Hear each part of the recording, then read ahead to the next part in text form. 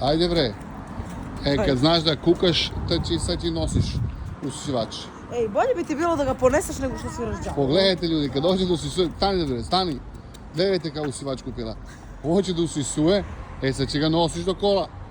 I Na kesu glavu sam mi se kupila, ti popela ćeš da ga usisivač. nosiš.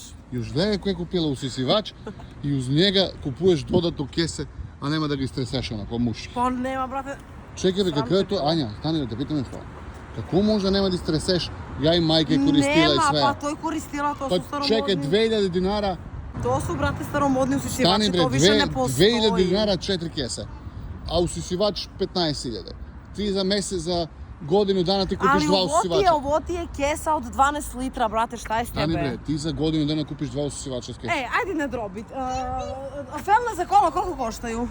Nisam ti Koliko gledao. koštaju MS gume, letnje, zimske, to MS. koliko košta? Ne, dobar to je. Gledaj, ima baš koliko. Gledaj, usisuje bre napolje dvorište. Ma sve možda usisaš njega, kola Sad možda ćeš po usisaš zgradu i njega. pituj, jel vam potrebno da vam usisam, da ga isprobaš. Daj mi vamo ključevi da spakujem Bog ovo. da čuvaj. Zapela me s usisivač. Brate, ovo ti je... Ne mogu cena. Ne bre, čekaj, ima ga. 2000 dinara, koliko beše, majke ti? Pa 2 dinara kese kupila ljudi samo. 1900. 4 kila usisivač 10.000. Bog da čuvaj da brani.